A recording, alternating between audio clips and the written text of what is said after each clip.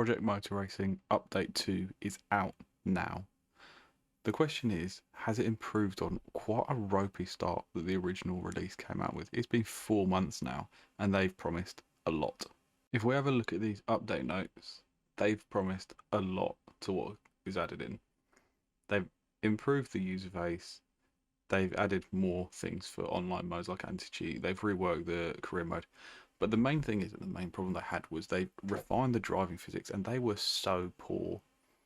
It did not feel realistic originally, and mainly we'll be having a look at the specific cars they've done it for, because it is mainly, if we look down here, on the NGT class and the Mazda MX-5, so we will have a look. I'm really interested to see whether this can become a proper household name sim, or if it's another one that is just gonna fall away, because I don't think this is really up there for PC racers. I don't think people play this that much, just purely based on the bugs and the AI and issues that have been there before. But let's hop into the game, we'll have a look at this new menu and then we'll see how the game plays. Firstly, looking at this menu, a lot more refined. I'm a big fan, they've made it much simpler. This is just so much easier to work with. Hopping in single player, let's have a look at a race weekend. Let's try out one of the cars that they've specifically updated and see how it does compared to the original model, because it did not feel realistic at all. Just talk about the car menu, they have changed it, and this is the new one. They've taken us out of the garage, so it's a bit more of an arcadey feel, I think, although it is a new car menu. A bit divisive, I think, but a new car menu nonetheless. Let's get into the car. We're going to drive the BMW M3 and see how the handling model holds up. In the race, as we just come out of the pit lane, I'm really intrigued to see how this car feels. We're at Monza, or what they have as their version of Monza.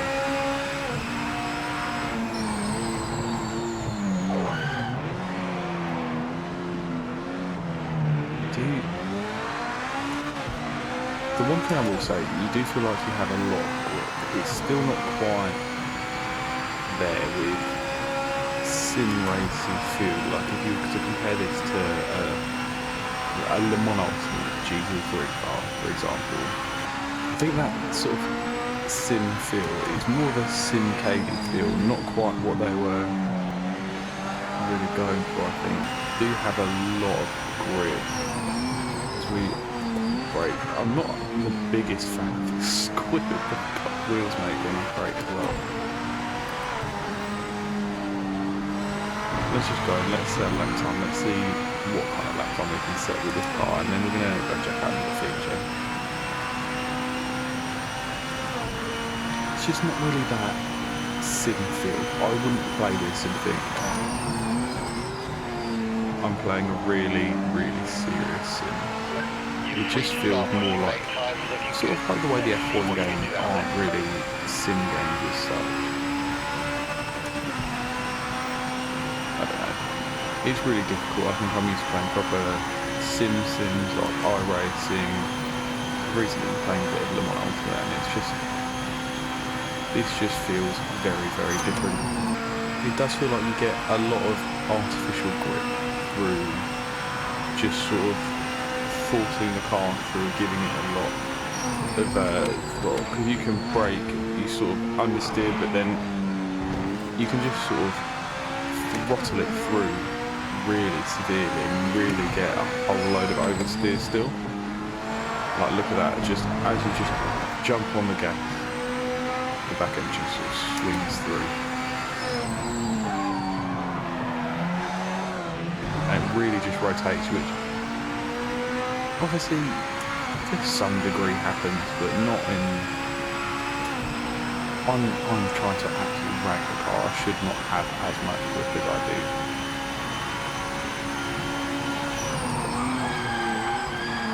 The car does feel very jumpy on the brakes as well. It does feel like it is just going to slide out from under you whenever you go into a heavy braking zone.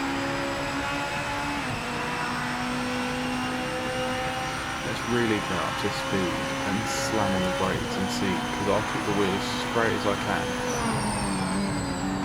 yeah, you lock up so easily, and the car just does not feel able to brake.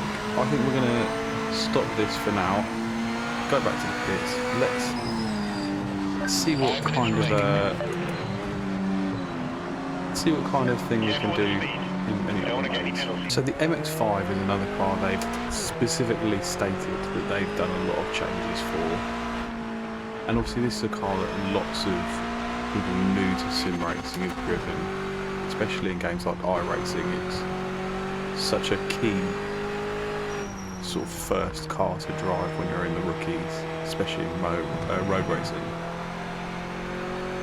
This is one of the ones they've changed the suspension model on, as well as the tyre model, and it just, I don't know, it just feels, a lot of the stuff on this game feel quite artificial. At a moment there I realised I wasn't driving the iRacing version of this track, I was driving the motor racing version.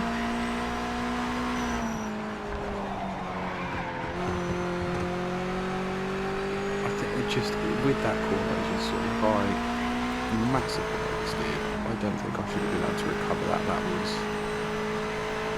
was gone. But I've recovered it so quickly just by chucking on the gas. And I don't think that should be a thing that you should be able to do. You should be able to rescue a bit, but you shouldn't be able to save every oversteer and understeer moment by just slamming on the throttle and pushing yourself through.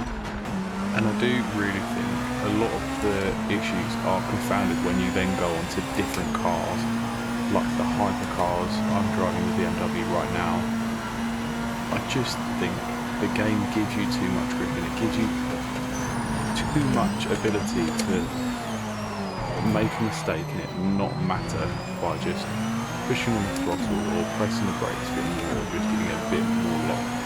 I think in reality, although these cars are so grippy in real life, and they are the fastest, shall we say, road cars in the world, they are not easy to drive, and I think this game is not displaying the sim level of these cars as well as it could be, because it's making them incredibly easy to drive, and it's making you feel like you have so much artificial grip that just wouldn't be there in a game like I've previously mentioned, like Le Mans Ultimate, like in ACC or ACE Evo now. I just think these issues, and although I know the 2 update is only working on specific things and other cars will be brought into the tyre model, I don't think a tyre model is the only thing that this game needs. And my worry is this game only going to feel like a proper sim racer as opposed to an arcade style game when it's gone through a whole new iteration, or is even the second game in the series? Is this game going to be used as a test to sort of show what they can do, and then it'll be finalised in the next game? Because I don't think that's what they want to do. I think this is such a rocky start, and fair play to everyone that is working on this game, even though it's having a rocky start and now putting in lots of effort, but I just don't think it's where it needs to be. Now, on a side note, although this video has been mostly negative about the fact that the game still doesn't feel quite there, there's still crashes, the loading times are still very long, the AI is still not very good at recepting to crashes or contact, and sometimes they still do random breaks on straights, which is bizarre. And the game does crash. I've had 2 crashes filming this video alone, which is not ideal. But I do think this update is a big step, and the cars that they have worked on do feel much better than they did before, even though they still don't quite feel where they should be. I don't think this really has a market on PC. I don't think this is the sim racer that people want or need on PC, because I think in terms of GT cars, hypercars, Le Mans is there, Le Mans Ultimate is there. It is the way to go. I think they are maybe up there with iRacing, the strongest sim on the market at the moment. iRacing is obviously there for Formula cars, they have hypercars, they have GT cars. I just don't think this has its place on PC yet. Whether that changes, we don't know. On console, this could be a hit because it is sort of that sim racy feel that people want without the stress. You can grab it on console. It's not an iRacing where you pay subscriptions. It's not a Le Mans Ultimate where you pay season passes. It is just there. So I definitely think this is good for console gamers, but I just don't think it's there for PC. But that's my review. Verdict: it is worth it for the certain group that they're targeting. I don't think that that's really the target group that they had in mind when they released it, but it is the target group they've got, and the main thing is there is a target group for them, and hopefully they'll keep updating the game, keep making changes, and it will be at the point that they want it to be at. If you enjoyed this video, please like and subscribe, and I will catch you in the next one. Bye.